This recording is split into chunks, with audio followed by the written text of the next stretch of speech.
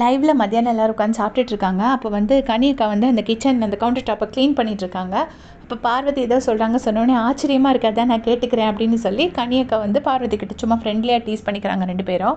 அப்போ வந்து திவ்யா சொல்கிறாங்க, ஆமாம் நான் பார்த்தேன் பார்வதி முகமே ஒரு நிறைய கதகளி ஆடிட்டு வந்து உட்காந்துச்சு, ஃபேஸை நான் கவனித்தேன் அப்படின்னு சொல்லிட்டு திவ்யா வந்து பார்வதி டீஸ் பண்ணுறாங்க.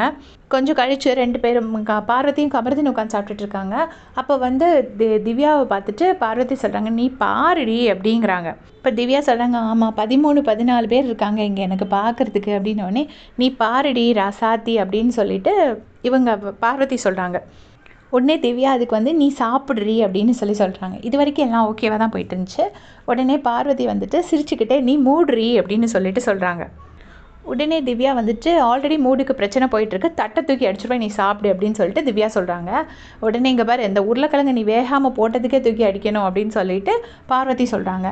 இவங்க உருளைக்கிழங்கு சிங்கில் போட்டுட்டு கழுவாமல் எடுத்து போட்டாங்க. அதுக்கு வந்துட்டு இவ்வளோ உடனே திவ்யா வந்துட்டு சொல்கிறாங்க, ஆமாம் அப்படி அரைவேக்காடாக தான் தர முடியும் அப்படிங்கிறாங்க. உடனே பார்வதி எதுக்கு சொல்கிறாங்க, அரைவேக்காடை சமைச்சா அரைவேக்காடாக தான் இருக்கும் அப்படின்னு சொல்கிறாங்க. அப்போ திவ்யா சொல்கிறாங்க, எல்லாரும் சமத்தா இதை தான் சாப்பிட்டு போயிருக்காங்க, இதை சாப்பிட விருப்பம் இருந்தால் சாப்பிடுங்க, இல்லைனா சாப்பிடாதீங்கன்னு சொல்லிட்டு திவ்யா சொல்கிறாங்க. இது எல்லாமே 2 பேரும் ஒரு அரை ஸ்மைலோடு சொல்கிறாங்க. பட் உள்ளுக்குள்ளே 2 பேருக்குமே மாறி மாறி பயங்கர கோவம் இருக்குது. அப்போவும் பாரு வந்துட்டு ஆளை பாரு என் வாயை கலராதுன்னு சொல்லியிருப்பாங்க. அதுக்கப்புறமா தான் திவ்யா சொல்லுவாங்க, இப்படி தான் தருவோம், சாப்பிட்றதா இருந்தால் சாப்பிடுங்க, சாப்பிடாட்ட போங்க அப்படின்னு. தான் எல்லோரும் சமத்தா சாப்பிட்டுட்டு போயிருக்காங்கன்னு சொல்லியிருப்பாங்க. உடனே பார்வதி வந்துட்டு நான் சமத்து கிடையாது அப்படிங்கிறாங்க. அப்போது அதுதான் தெரிஞ்ச விஷயமாச்சு அப்படின்னு சொல்லிட்டு திவ்யா சொல்கிறாங்க. அப்புறம் திவ்யா கேட்குறாங்க, பொட்டேட்டோ எக்ஸ்ட்ரா இருக்குது வேணுமானோடனே, வேண்டாம் எனக்கு பொட்டேட்டோ வேண்டாம் அப்படின்னு சொல்லிட்டு பார்வதி சொல்கிறாங்க.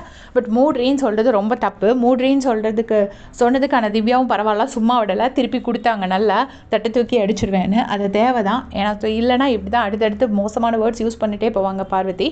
ஸோ இதை பற்றி உங்களுடைய கமெண்ட்ஸ் சொல்லுங்கள். தேங்க்ஸ் ஃபார் வாட்சிங்.